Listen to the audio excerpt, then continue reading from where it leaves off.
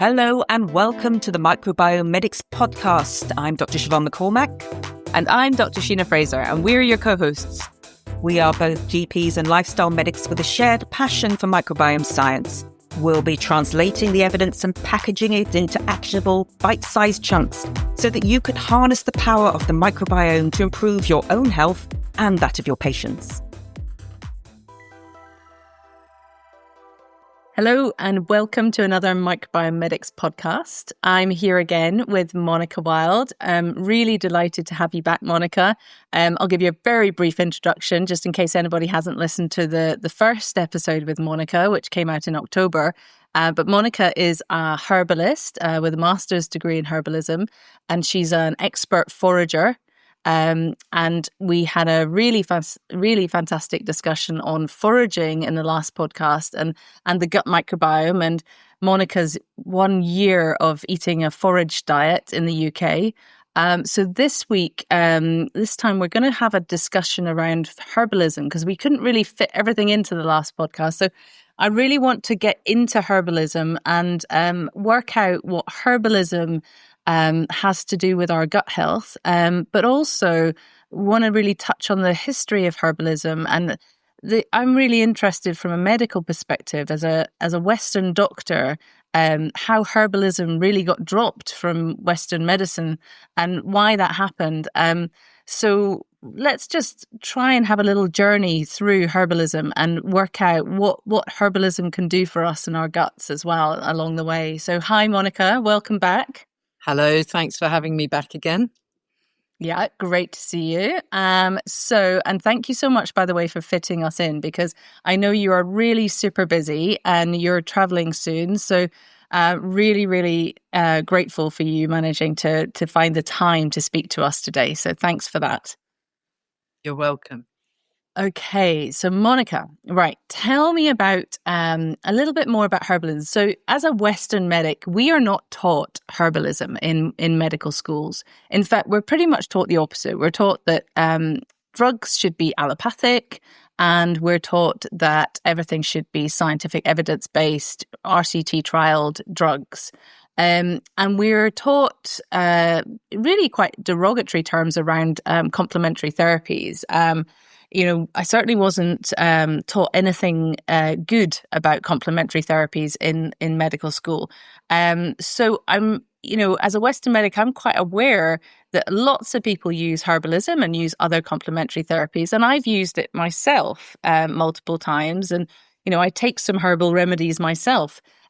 So I really wanted to have a conversation about herbalism and the history of it, just to sort of fill in our colleagues and get them a little bit more up to date with what herbalism is, where it's come from. And I think we'll start there and then take the conversation forward. So Mo, tell us a little bit more about herbalism and the history of herbalism. Yes, it's very interesting because a lot of doctors are not really aware of what a strong tradition herbal medicine has had in the UK, the very unique position that British herbalists have been in for several centuries. And also what it is, when you look at the whole field of complementary therapies, it's a very, very wide, broad, range of different types of therapies, ranging from massage and aromatherapy to talking modalities and other things. And a lot of people, get quite confused about what's what. One of the biggest confusions, in fact, is a lot of people think that homeopathy and herbal medicine are interchangeable, for example. And they are, they're not. They're very, very different.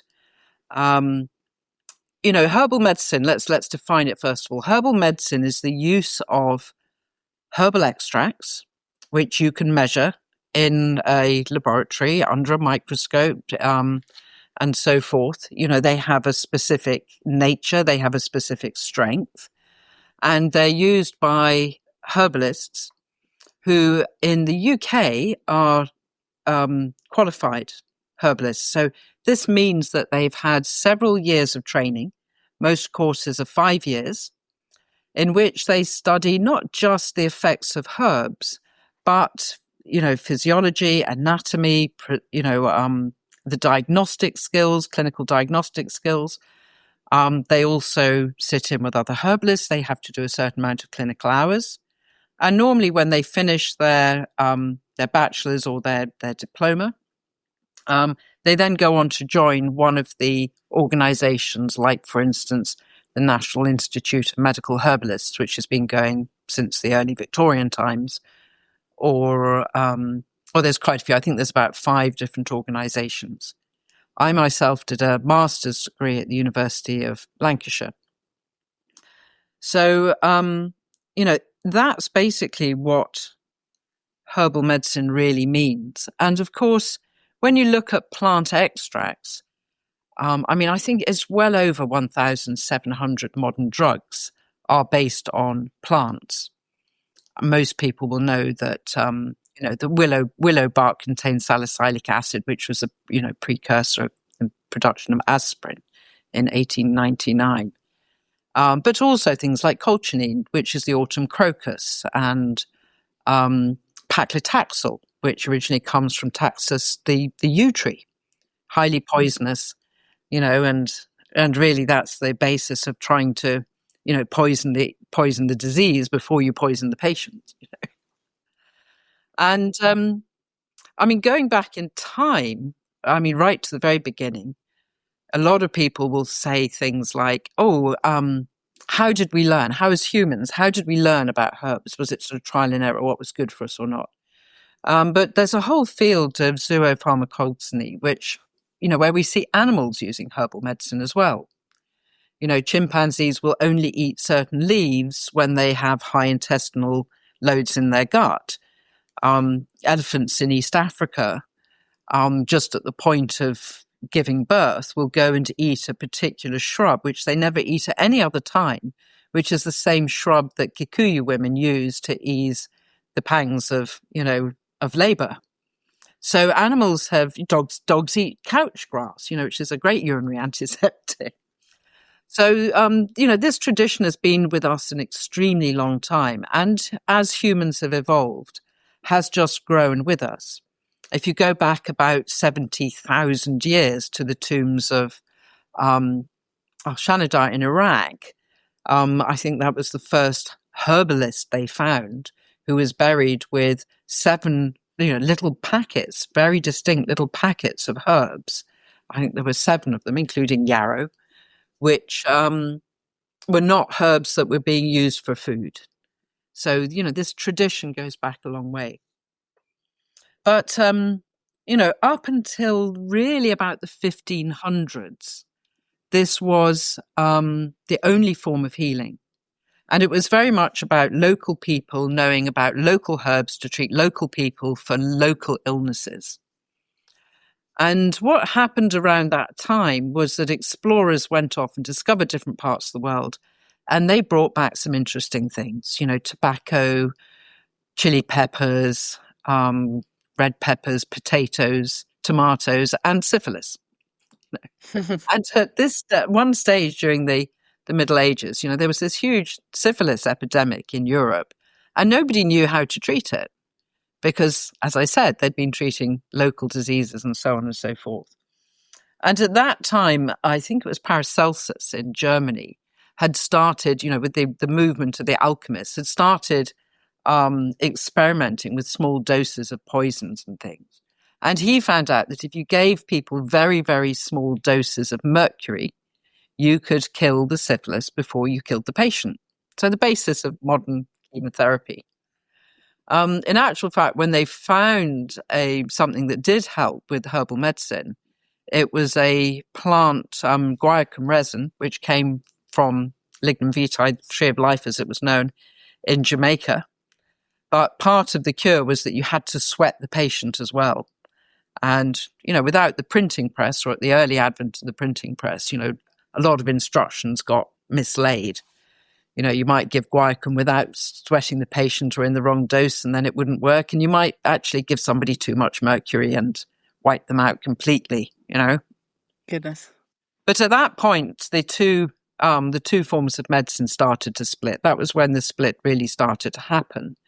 And you had medicine going down the growth of the chemical route, and and then carrying on, old women with plants, still treating everybody in the village. So when that was around about sort of 1910, that, prior to that, the medical schools actually taught herbalism, and they taught all of the complementary therapies in medical schools across the world. So your typical doctors were quite well trained in herbalism, as well as all the other complementary therapies and the allopathic medicines that were coming out. And it was actually the Flexner report that was commissioned by the Carnegie Foundation. This is over in the US, the aim of the Carnegie Foundation was to reform medical education. And in 1910, they decided, on the basis of their analysis of medical schools, they decided that they wanted to start teaching medicine in a different way, with a basis of anatomy, physiology, and pharmacology. And funnily enough, at that time, as you say, that was just at the time where we'd discovered loads of oil, and we had all of these byproducts from the oil industry.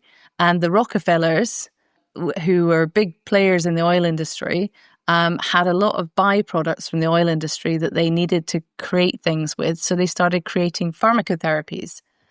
And so with the rise of pharmacotherapies and drug companies, the medical schools were being changed, and Carnegie actually partnered with Rockefeller after the Flexner report, and they together drove medical education into what we have today, which is supposedly very evidence-based, scientific, taking very drugs that are standardized in terms of their dosage and their type, and putting them towards certain specific diseases and treating disease in that way, rather than the herbal way and the other complementary therapies. So that was really the demise of herbalism from medicine. And I only recently discovered that. I had no idea that was kind of driven out, probably with the purpose of profit from the offshoot of the oil industry. It was slightly more checkered in Europe. The witchcraft trials had got rid of quite a lot of annoying herbalists who were carrying on free medicine and not expensive allopathic, the early allopathic drugs. I mean, willow was first synthesized. They first found the salicylic acid in the 1700s. But in Britain, we had a unique situation in that initially herbalists were never driven out, for instance, in the same way they were in France, because Henry VIII had passed something called the Herbalist Charter, and better known for his 6 wives. But he passed something called the Herbalist Charter, which up until THMPD in 2011 actually carried on all of... Sorry, what's THMPD? Oh, sorry, the Traditional Herbal Medicines Directive, at which they reformed herbal medicine, the access to herbal medicines in the EU. And so the British people were in a very different position to mainland Europe, in that herbalists were allowed, when the rising doctors tried to get herbalism banned, the Herbalist Charter came in, which said that herbalists could continue to practice as long as they didn't do so for profit. Right. Again, the word profit. Yeah, interesting. So it's still a very strong tradition in this country. Yeah, and actually in other areas of the world, they didn't take on board the Flexner report either. So India, China have maintained a really strong herbalism basis to their medical education. And so obviously in India, you've got the Ayurvedic medicine, and Chinese herbal medicine is still huge in China. So these areas resisted as well, and have still, managed to educate doctors in these old crafts. And I think it's really interesting the way the West has become so different to some of the areas of the East in that respect. Yeah, and I think really because unlike pharmaceutical, a lot of pharmaceutical medicine is aimed at symptom management, whereas the basis of herbal medicine is still to heal. Mm. So with all of the patterning systems, traditional Chinese medicine as well, you're actually looking at the individual holistically. So your first consultation will be at least an hour, sometimes an hour and a half. And you look at all the aspects of the patient's health. And, in a way that a community doctor used to it, at the beginning of the 1900s, they used to know their patients, really intimately. Because, as much as, I've got nothing against evidence-based medicine as a contributing thing to what we know about medicine. But it's not the be-all and end-all because, yes, you can standardize lots of things. But, there's one thing you can't standardize, and that's people. Mm-hmm. Mm, absolutely. A lot of the research on medicines was done on men. A lot of it is based on people of a certain weight. I can show you 12 women all weighing exactly 70 kilos, and every single one of them will have, a different shape and a different sensitivity. Mm-hmm. Some people are incredibly sensitive to substances, and some people, you can give them a hero's dose and it won't even knock them over. Yeah, and we see the same in medicine. It's exactly the same with allopathic drugs. You can give 10 people the same drug for high blood pressure. It'll have a different effect on each one of them, and they'll all get different side effects. And, that's where I think the microbiome science comes into this as well, because we're now learning that the composition of your microbiome really impacts on the way you metabolize drugs. And it's exactly the same with herbs. So the way you metabolize herbs is unique to each individual. And it depends on the type of microorganisms you have as to whether you will get certain side effects or certain even enhancements in your response. Because, I've had a brief look at how herbs are impacted by the gut microbiome, but you're dependent on certain microorganisms with different herbs in terms of the way that we metabolize them, which I think is really, no different to Western medicine. And that's why even in Western medicine, we're realizing that actually this one size fits all just does not work. And I think, thinking about the gut microbiome is a really good way of understanding that and seeing that, if we start to understand all the differences between people, we may be able to tailor treatments to people much better. And as you say, that holistic history is such a big part of that.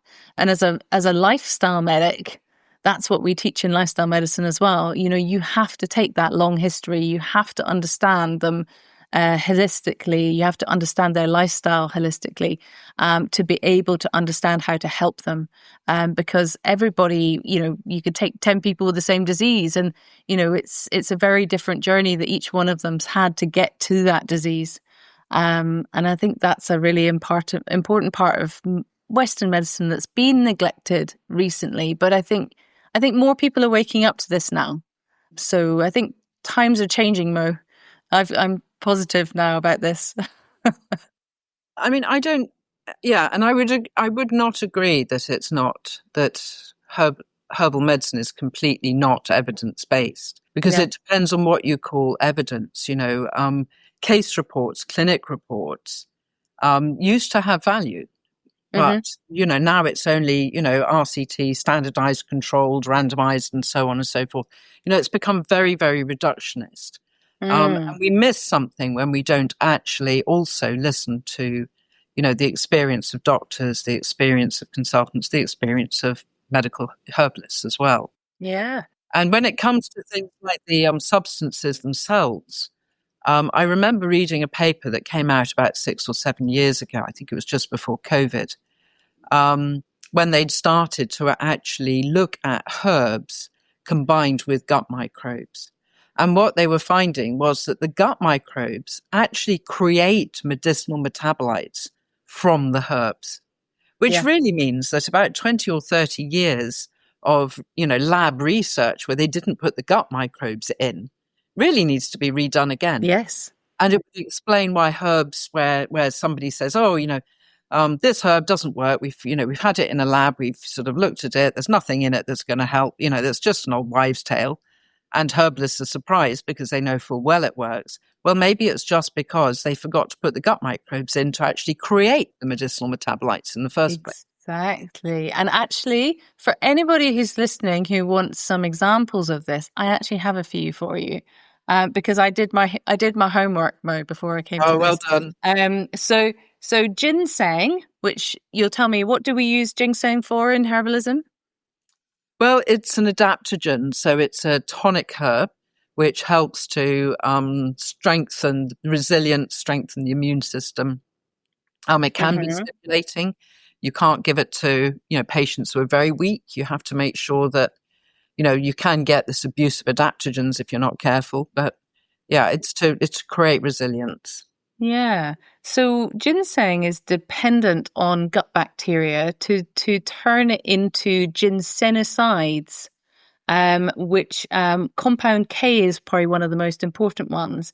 And that has an impact on diabetes, obesity, various things. So that's one example. Turmeric, that's what I take every day for my joints that I love. And curcumin radix is the main turmeric. To turn into curcumin, curcumin evidently has quite low bioavailability, so it's quite hard to uptake curcumin. Well, that's why traditionally people would cook it in a fat. Yeah.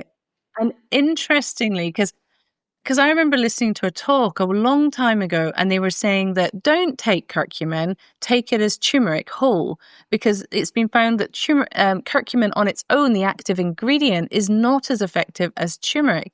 And you're right, it's the fats. And turmeric as a whole contains essential oils. So when you take it as a whole, you're actually absorbing it with the essential oils.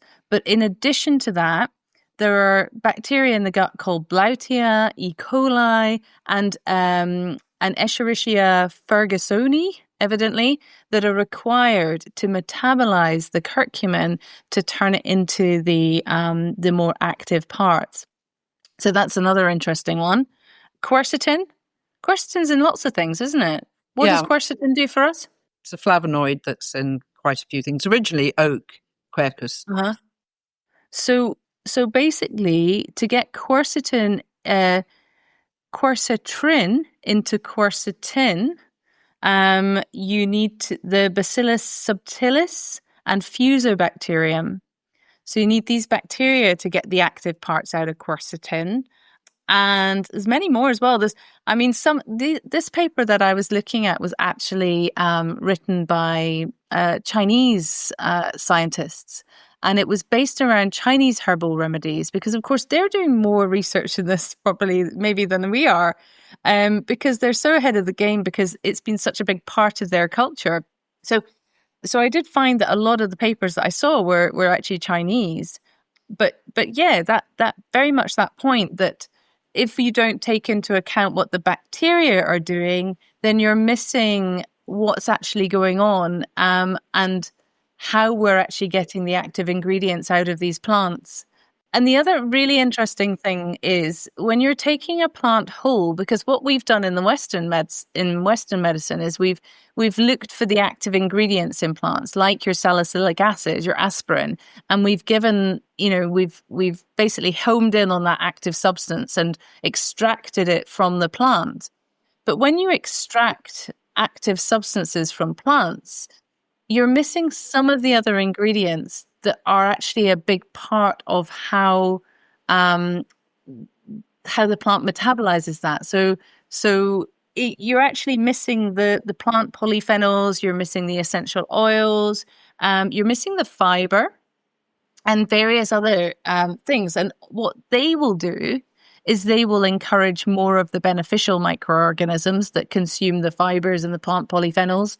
and that will allow certain microbes to thrive, and that will change the composition of the gut microbiome, which may be something that's required if you want to get the most beneficial effect from that active substance. So I find that really interesting, that, we might be missing a big trick in the Western world by homing in too much on these active ingredients. Well, there are two things that I would add to that. One is the effect of enzymes. All right, because most plants are not so, they've been doing chemistry for 12 million years or something. And most of them don't have toxins sitting around in their tissues, because that would be kind of suicidal. And what plants are also there to be eaten. They're the only things that can make starches and sugars from solar power, and everything in the world depends on them. We forget that at our peril. And if you take something like garlic, for example, it stores its medicinal activity in allein, which is fairly non-smelly, fairly passive, fairly inactive compound. Now, when it's attacked, i.e. chewed by, a herd of bison, or by us, or put through a juicer, or, that sort of masticating energy, the enzyme allinase comes in and turns the allein into the super fighting antibacterial, antiviral allicin. And then that lasts for a couple of hours and then sort of goes off. So this is, and this is really important, because at the point of consuming a whole plant, you're actually getting that additional action as well, the actions of the enzymes, which isn't there once something's been stored for a long time. And the other point that I would bring in about whole plant extracts is that plant extracts are very often balanced so that they don't cause side effects. So, for example, if you take something like red rice yeast, which is a yeast that grows on rice that gives you the red color that you get in something like Peking duck, it contains, a whole range of monocolins and stanols and sterols, which help to bring down high cholesterol. And in fact, monocolin K, one of the 14 monocolins, was then created into lovastatin. Now, you'll know that in some people, lovastatin can cause, myalgia, muscle pain and muscle weakness. But in red rice yeast, when they've done the same trials, and you can look this up in PubMed, they don't have that same side effect. And that's because the action of lowering the cholesterol is spread across these stanols and sterols. And a lot of plants have a balancing effect too. So, for instance, we use meadowsweet herb to treat high acidity in the stomach.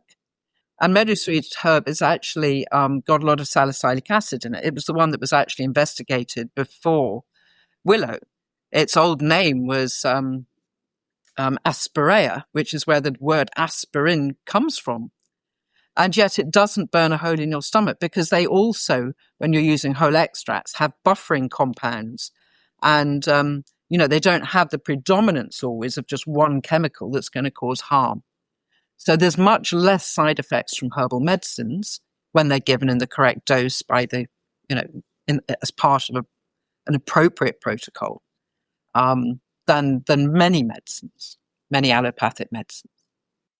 Yeah, that's interesting. Yeah, really fascinating how our bodies manage plants in a very different way, because you can't really. It's very hard to overdose on, fruits and vegetables, for example. But, people always say to me, I'm prone to high potassium. I can't possibly have too many fruits and vegetables. And I'm like, well, go for it. Eat a load of them. Let's see exactly what happens to your potassium.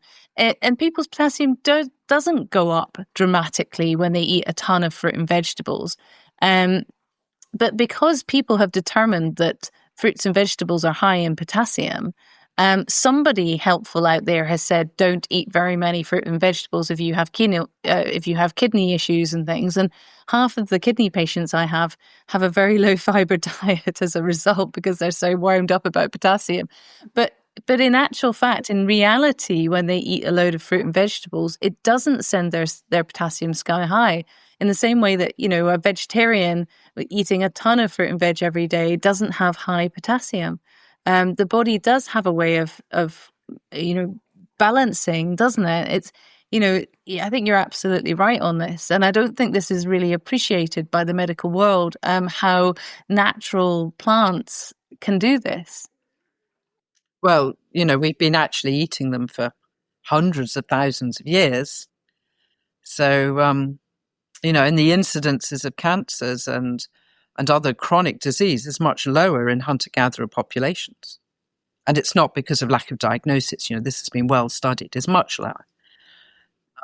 I think the studies on the Duclassi are about 20 years out of date, but they had at that stage sort of like 1 in every 200 women got some sort of reproductive cancer, as opposed to, at the time, 1 in 6. And that's another example is soy.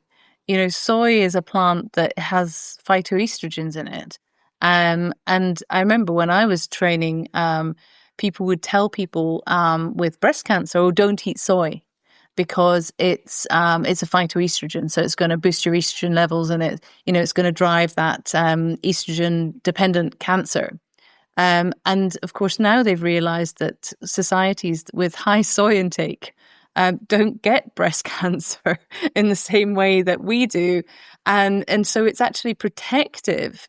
So, the body is obviously balancing estrogenic effects using the plants and not allowing, the estrogen to become harmful and overarching. And perhaps that additional plant estrogen is helping to balance the natural estrogen production in the body.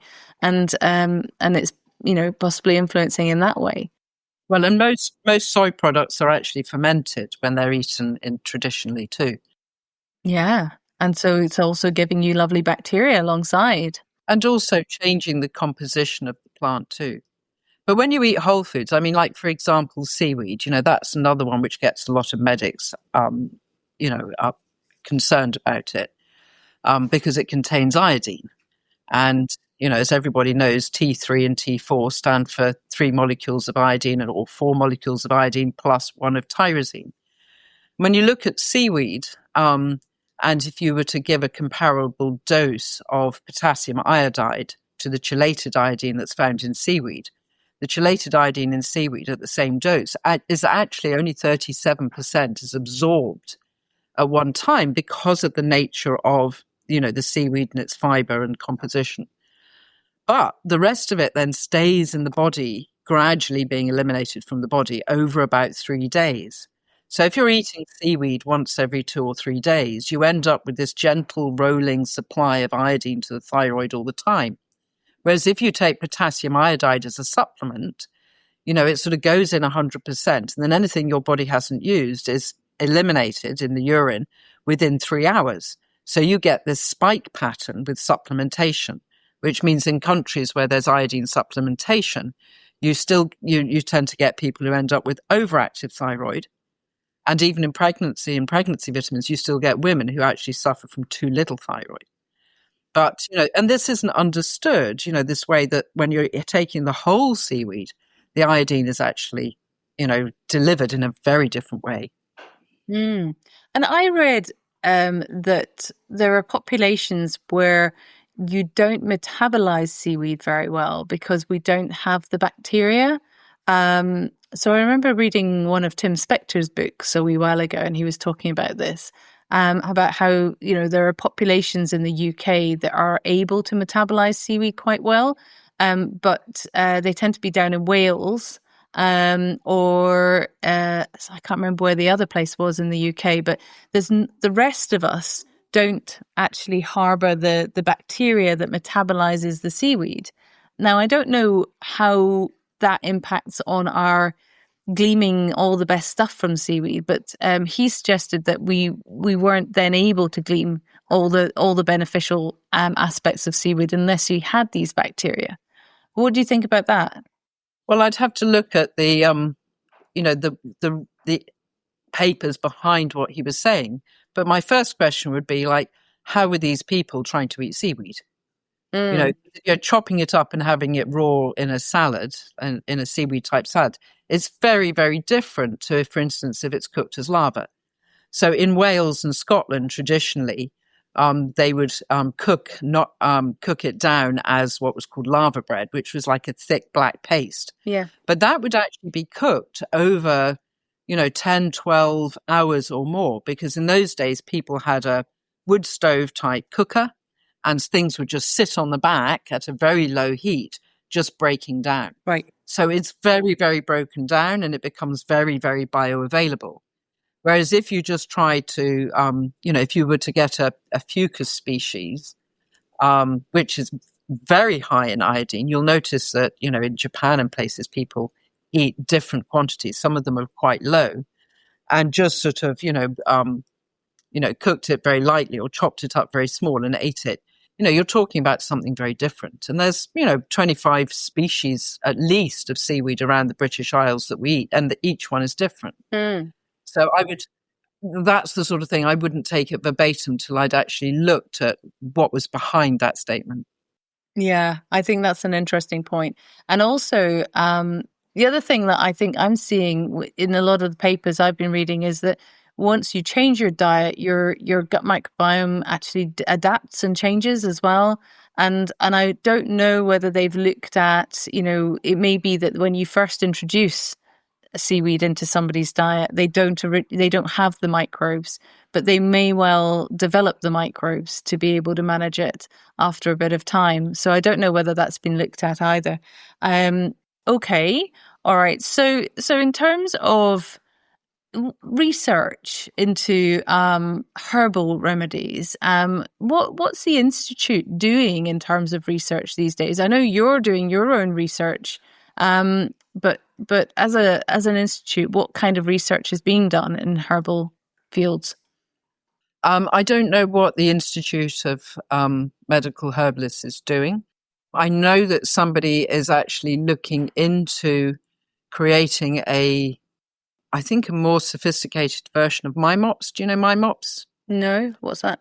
It's MyMops is a way of actually analyzing clinical outcomes based on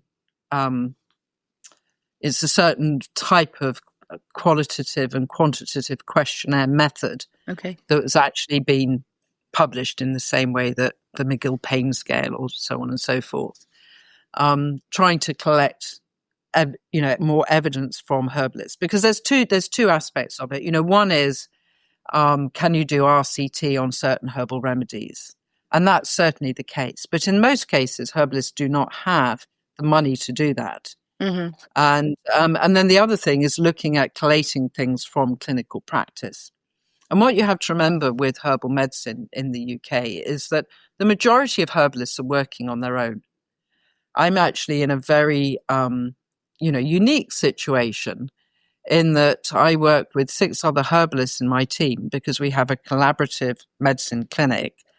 And are happy to also work with doctors and specialists and people in other, mainstream modalities.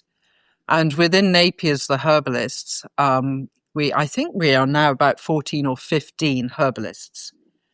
And certainly within my clinic, we have regular MDT meetings, and we're very collaborative, and we do collect data for publishing.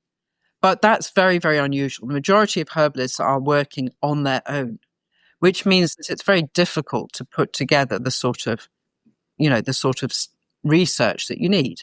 I mean, even just paying publishing fees of several £1,000s to submit a paper, to a journal is beyond most individual herbalists, because they're just not earning that sort of money.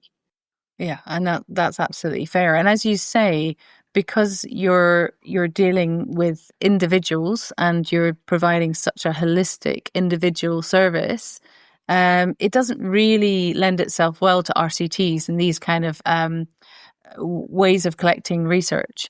But I'm with you on that. I don't feel that RCT is the only medical evidence we should be looking at. I think, nowadays people are waking up to this. Apart from the fact that, a lot of RCTs have been manipulated and statistically flawed. And, I've seen it in my time as a medical practitioner.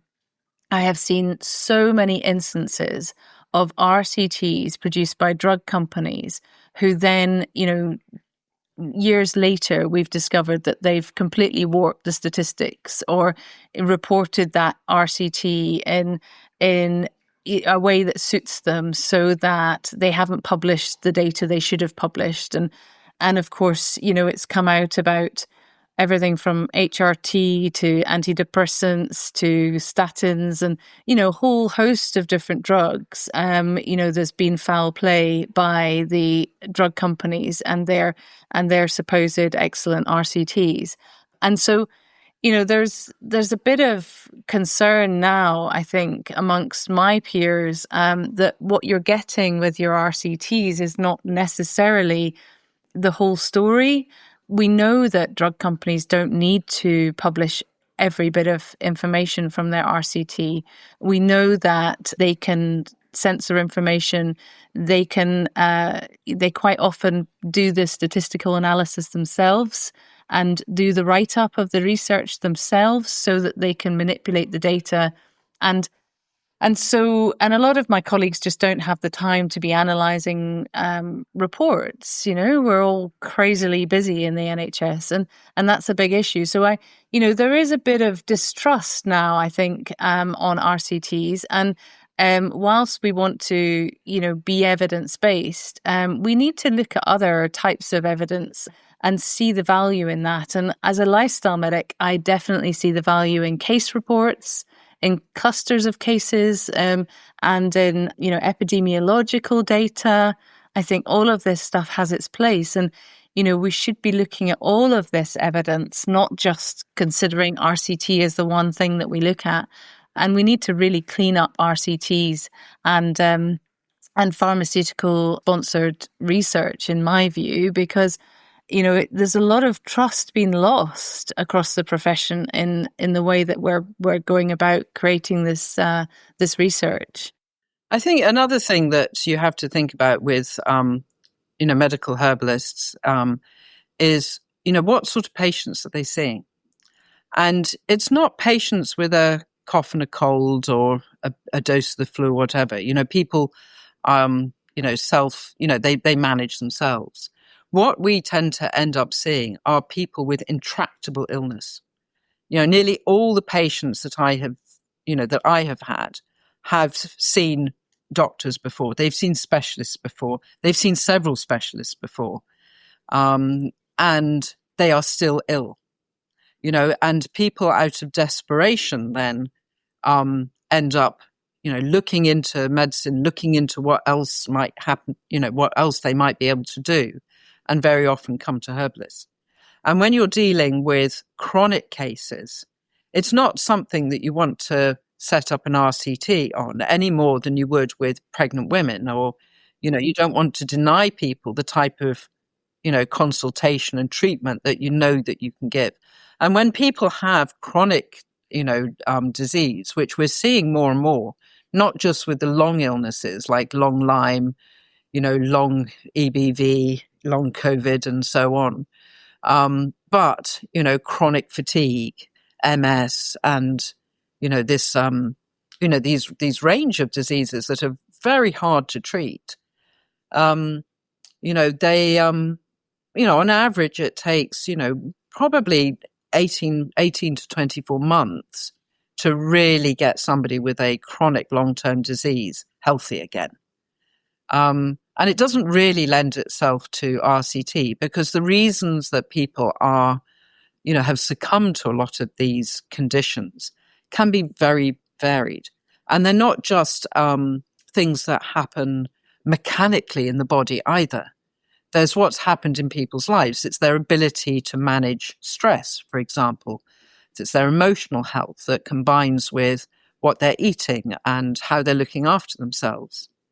And unfortunately, the mainstream medics have unfortunately ended up with a bit of a reputation for dismissing the psychological and emotional health of patients by saying things like, oh, it's all in the head, as if the brain wasn't an organ in the same way that the heart is an organ. The brain is, intricately connected to the neurological system, the endocrine system, and so on, in the same way that the heart, I always say to people, like if your brain was actually located to your heart under your rib cage, I mean, you might look a little silly having eyes in the middle of your chest, but nobody would think of saying, oh, it's all in your head.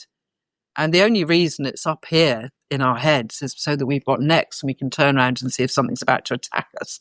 Yeah. But you have to take the whole person into account. And that, as herbalists, that's the first and foremost. Absolutely. Absolutely. And us microbiome medics, are very interested in the gut-brain connection. And so, it's a huge aspect. When you're sick, generally your gut is sick, and, it can affect every organ in your body. And I really feel now that that everything is connected. And if we consider that systems approach that we're taught in medical school, it doesn't work when you start considering the gut microbiome, and because you just can't consider one system in isolation. It just doesn't work, which is why I'm probably getting more aligned with herbalism and the approach that a herbalist would take now that I'm considering from a gut microbiome perspective. Because to me, it makes no sense to ignore the whole rest of the body when you're dealing with one disease in one organ. Because if there's a disease in that organ, I would be highly surprised if there's not a problem with the gut and with other organs. So yes, I think that holistic approach is really, really key. And the focus on the gut. I mean, I practice at Napier's the Herbalist, and it was founded in 1860 by Duncan Napier. And in everything he wrote, the seat of health is your gut. The seat of health is your gut. And, it's the first, as a herbalist, it's one of the first places you look, how are you, what are you eating, and how is that being absorbed, and how is that being eliminated? Yeah. And a lot of the herbs that you first treat somebody with, are bitter. They get the whole of the digestive system and the liver, perked up and working again. And in Chinese medicine as well, the connection between the stomach system and the spleen system. If you're not nourished, if you're not able to take up the nutrition from your food because your gut is so inflamed, it's going to affect everything from your energy to your vitality, not to mention the ability of your immune system to fight things, And if you've got an inflamed gut, that has to be sorted out first so the basic nutrition can happen. Absolutely. And that makes entire sense to me, because if you fix the gut, and that's exactly what I'm trying to do with my patients. They may come to me with migraines, they may come to me with some kind of arthritis or arthropathy or an autoimmune condition or diabetes, but what I'm doing now is I'm trying to fix their gut, because I know that if I fix their gut and I reduce the inflammation from that source, then that's going to stop the disease being driven. So what I'm doing now is actually what you guys have been doing for centuries. I know, we're so thrilled. And I'm only just learning, so thanks. We're so thrilled that you're all catching up. So yeah, I mean, I genuinely think that what you're describing makes absolute sense. We now can see the science behind it, and we're beginning to learn why herbs are so important and why they have an incredible impact on us. And they're so potent because these microorganisms in us have been trained to deal with these herbs for centuries as well. So it's fascinating to me. And if I had a lot more time, I would definitely retrain as a herbalist. Maybe sometime, maybe when I retire, I'll retrain as a herbalist. So I think we should move on, because I think that's really interesting, just trying to work out, what it is that herbs do in the body. But I'd really like for our listeners to learn a little bit from you about, very common ailments and common diseases that we can manage with herbs. I mean, I know I'm taking my turmeric daily to help my joints, but beyond that, I don't really use a great deal of herbs. Might have a chamomile tea. I had a horrible norovirus infection not very long ago, and I used chamomile tea to really help settle my tummy. And it was really soothing. I really enjoyed having it. And I have peppermint tea because I feel that that's really cleansing for my gut. But I'm not so adventurous. I need to learn more about different herbs and what impact they might have on me. So what ideas have you got, Mo? What would you suggest to most people? Well, it depends which condition. I mean, I don't think there's a condition that can't be helped by herbs to one extent or another. Although obviously in things like cancer, herbalists understand that it's illegal for us to treat cancer. And so we can merely help to support the immune system and to support the general health of patients. That's a really interesting point. And I don't know whether our medical professionals understand that it's actually illegal for anybody to treat cancer in this country other than cancer professionals. And, there is no law that I'm aware of for any other disease in this country around. And I don't know how that came about. Maybe but that it's a really interesting point that nobody's allowed to treat cancer in a different way. And yeah, I don't know how or why that came about. I don't know how or why it came about. I do know that when Lord Saatchi was petitioning government to look at fast tracking and to open up the treatment of cancer and to look at fast tracking things, I wrote and asked if herbal medicine could be, looked at as we were having this opening up conversation, but didn't get a reply. But what's important is always the way that herbs and plants and diet can be used to support the immune system. Yeah. So even with the medicinal mushrooms that have been studied very, very intensively in the use of cancer, a lot of them have anti-cancer properties, but they're only ever used as an adjunct to chemo. So, a good practitioner can actually help to support patients so that they don't have immune system crashes in between doses of chemo, that the side effects are not so hard to tolerate. But in day-to-day clinical practice, this is not what we're dealing with. We're dealing with a lot of reproductive problems with women, with things like, PCOS and, period irregularities, the menopause, of course. Mm-hmm. I mean, I didn't actually have any menopausal symptoms, and that may be because I was using herbs all the way through. Mm-hmm. I vaguely remember having, the onset of some symptoms for about 3 months and sort of realized, oh, okay, I've got to really sharpen up on my diet and, take my herbs and be a good girl. And it was easier to treat other people than yourself, isn't it? So which herbs would you have taken around the menopause? I was mainly using a tea that had red clover in it, which helped to just balance my hormones so that the estrogen dropped quite slowly.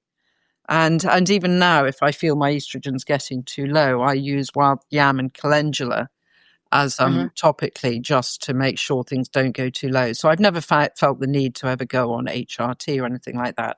But, maybe I got lucky. But, herbalists in general do see a lot of women, particularly because women's health has been very under-researched compared with men's anyway. Gut health, there's a plethora of herbs for gut health, depending on what you're dealing with. Meadowsweet will help to balance high amounts of acid and help to get people off things like omeprazole, which, can cause long-term problems with nutrient uptake and stuff. And how would you take meadowsweet? Would you have that as a tea? As a tea or a tincture. Most herbs are taken as a tea or a tincture. And I think because herbal teas are, quite common, you get them in tea bags, very fine powder in tea bags. They're sort of dismissed as something that's not going to be useful. But, when you put a sort of handful of herbs in a cafetiere and, let it brew and plunge it down. In Chinese herbal medicine, herbal teas are, simmered for 20 minutes before they're drunk. You should never underestimate the power of a herbal tea. My goodness. Yeah. Mint, as you said, will calm the digestion down. So it helps with dyspepsia and things. Shouldn't be given to somebody who's got a lot of acid reflux because, of course, it relaxes the sphincter at the end of the stomach as well.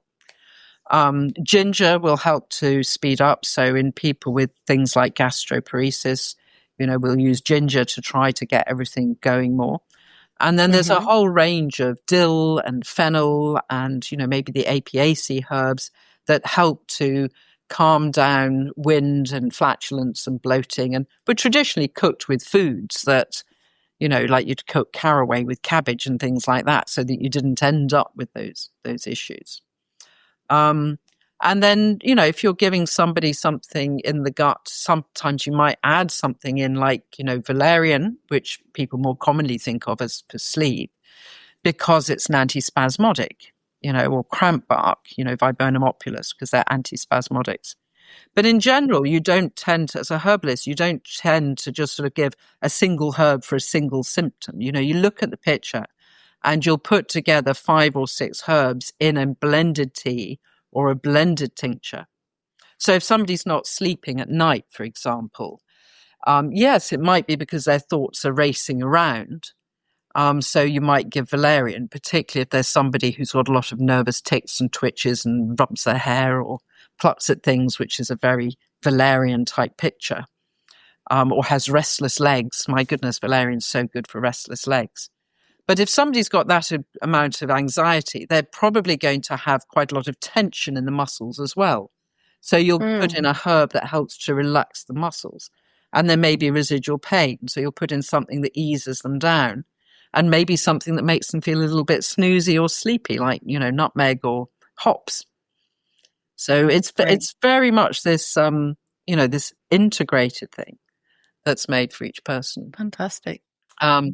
Bacteria, ongoing, bacterial resistance, people who get, succumb to winter colds on and off all the time, glue ear in children.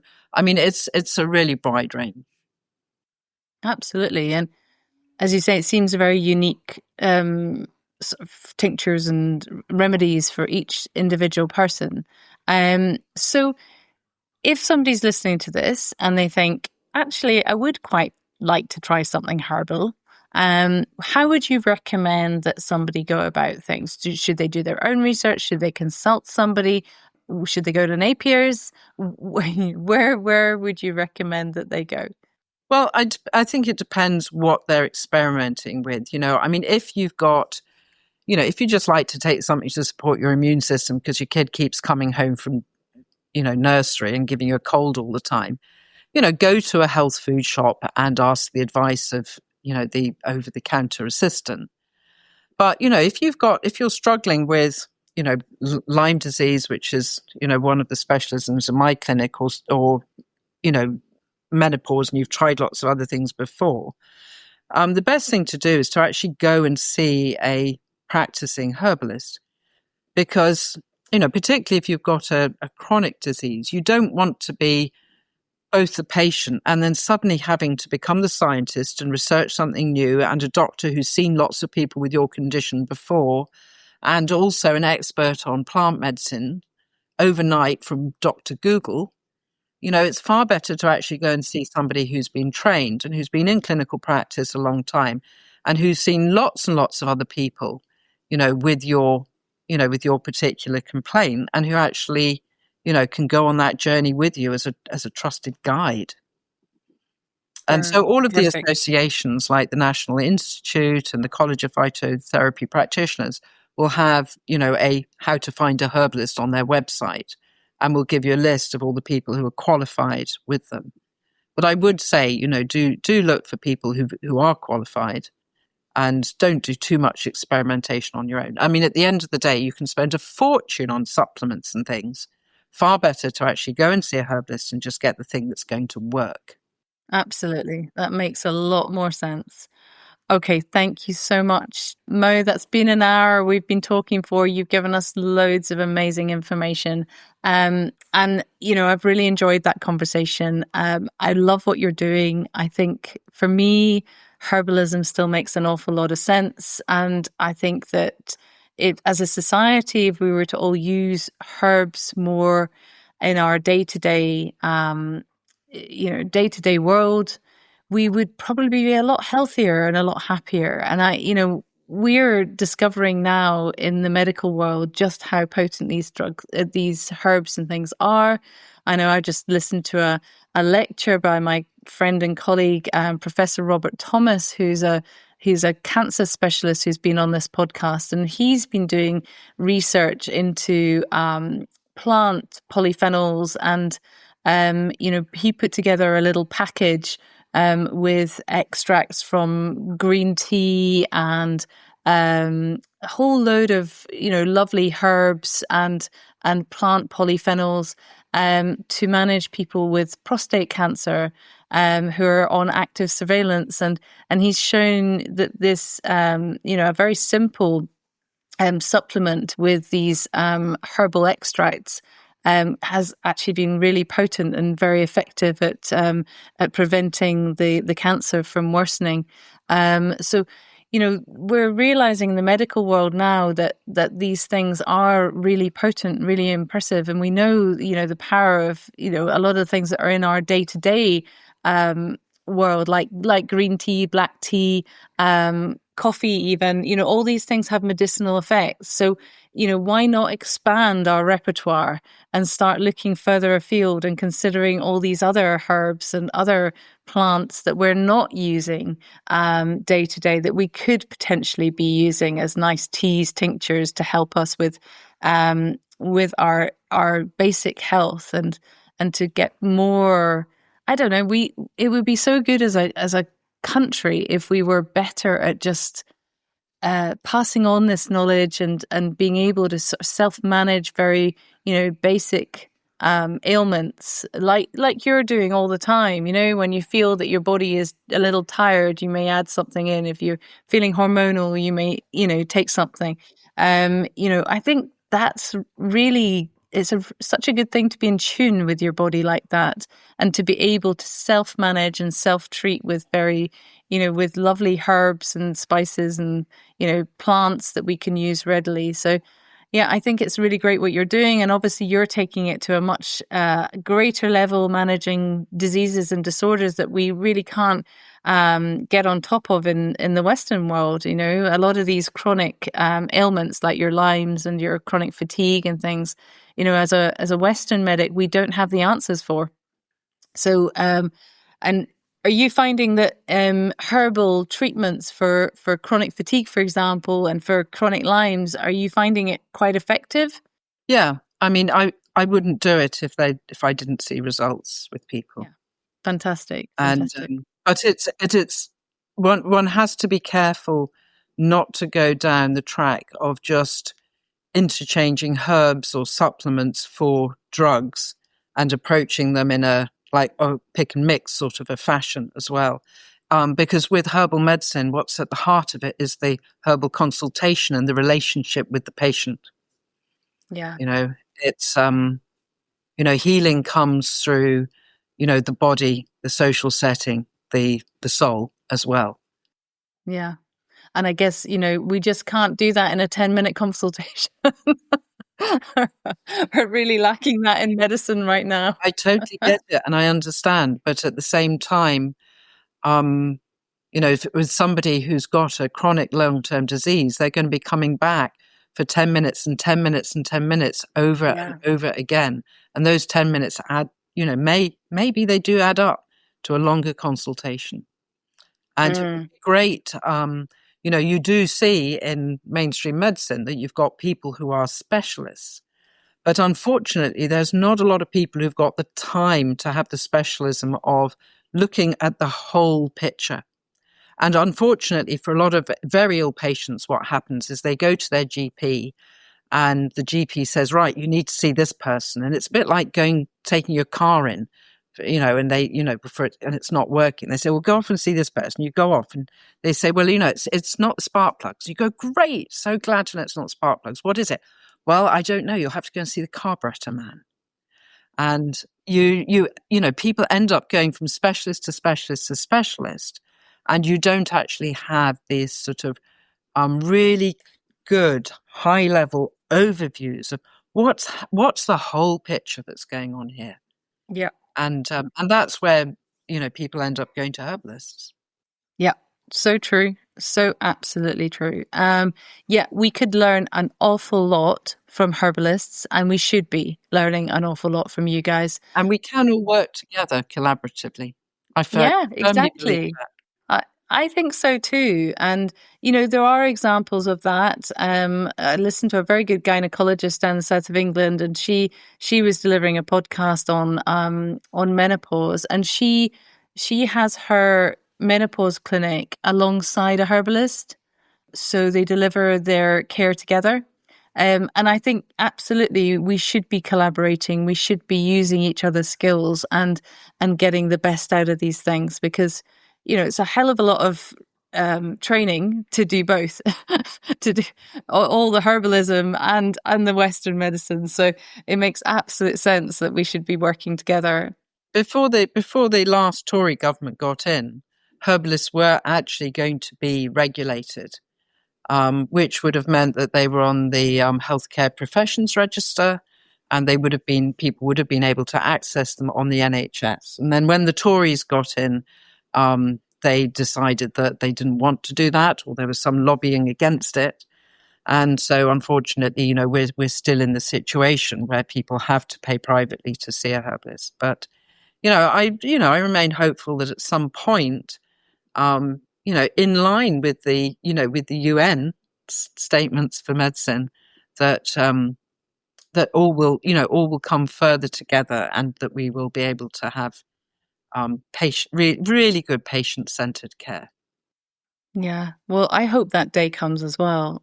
I saw that in Glasgow when we had the homeopathic hospital in Glasgow, and the homeopathic hospital was NHS for a while, I think that must have been under the Labour government, and that the hospital still has homeopaths in it. It's no longer the homeopathic hospital. It's the Centre for Integrative Care now.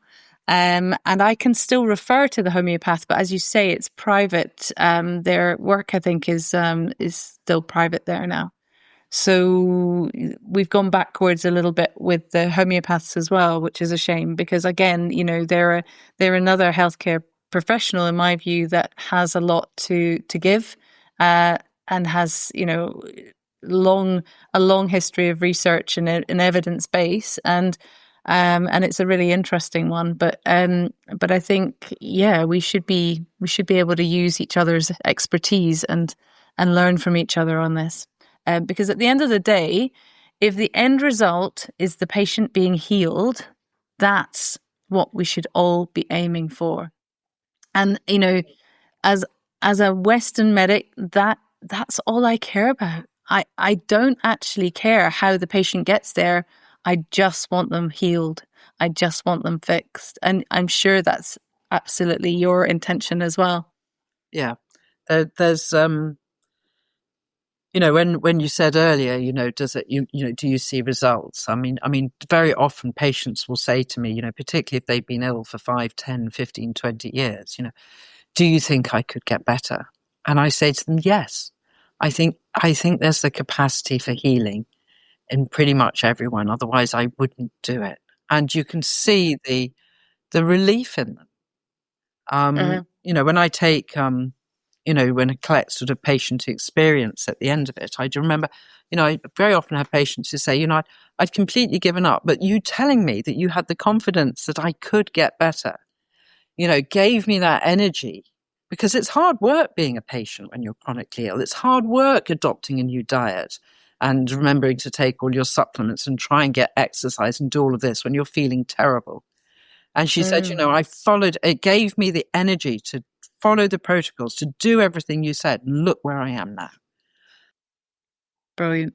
Brilliant. And that is another area that I think gets missed, the psychology of illness and everything as well.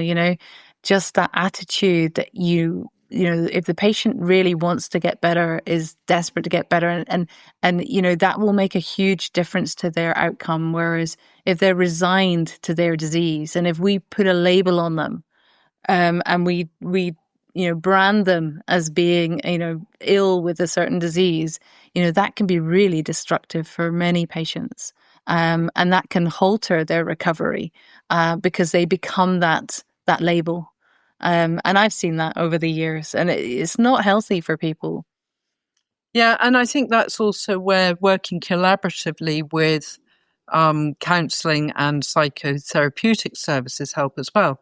I mean, particularly if people have been chronically ill for, 10 years. I mean, if you got bitten by a tick when you were 16, just before your O-levels, and you were bedbound for the next sort of 5, 6, 7 years, by the time you start to come out of it and get better, you've missed all your exams, your friends have all been and gone to university, had their first relationships, are putting a deposit down on a flat, and you're left faced with going back out into the world with this huge gap. And for some people, it can just be a really big barrier. And very often there's also, trauma too. Very often when you're working with people over a sort of 2-year period, they'll start to get so much better physically. They've got their energy back. They're doing so much more. And then they maybe reach a small plateau, a sort of barrier which they can't. And then that's when you start to talk about trauma. And so often that's the point at which, in order to fully heal, that trauma has to be resolved too. And this is what I mean by being truly holistic. It's not just about prescribing, herbs in the same shape as drugs. Herbal medicine is, it really is truly holistic. Yeah, fantastic. Herbal medicine, truly holistic, and that's where we should be heading now. We just need that holistic care in medicine now. Fantastic. Thank you so much, and I hope it's helped to demystify some of it for people. I think so, and I think there's been a real loss of confidence from the medical profession towards herbalism and other complementary therapies. And I think more people are looking outside of the box now.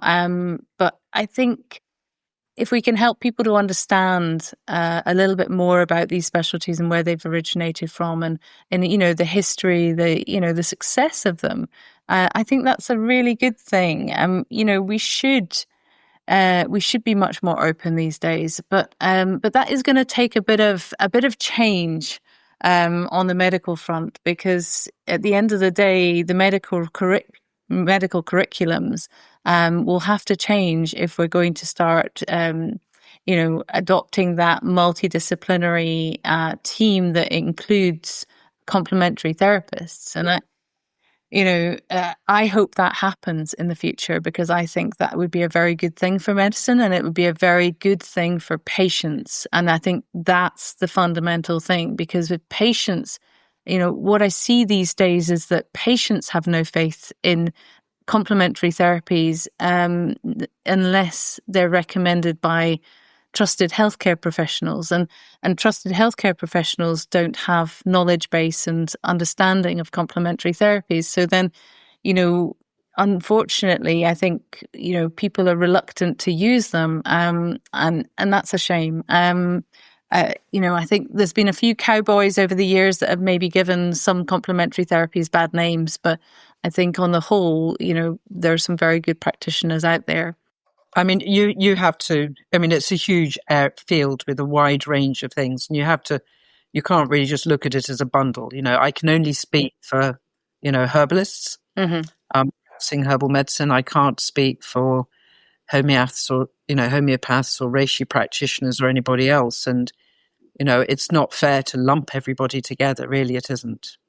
Okay. Yeah, interesting. I've certainly had probably more experience of homeopathy than I have of herbalism, interestingly, over the years. One of my best friends was a Western medic and a trained homeopath. And I saw some of the results of her management of patients, and I was quite interested in the homeopathic approach as well. And it's certainly something I've used, homeopathy, in ailments and things to varying degrees of success. So yeah, I think it's a greater understanding of all of these things would be helpful for us all. Okay, thank you so much. I'm mindful of the time, Mo. I've kept you for long enough. Thank you so much again for coming on the podcast. Thank you for sharing all your wisdom with us. And best of luck with your amazing career and your foraging research, and come back in the future and tell us how all of that's gone. But thanks again for coming on the show. Thank you so much. Thanks for listening, guys. You, our listeners, are so important to us, and we're so grateful for you listening today. If you enjoyed this, if you have anything you want to ask, please pop a review on Google or Apple. Please let us know what you think of the podcast. It really matters to us, and we're very grateful that you've taken the time today. So thanks very much, guys, and we'll see you again next time. Bye.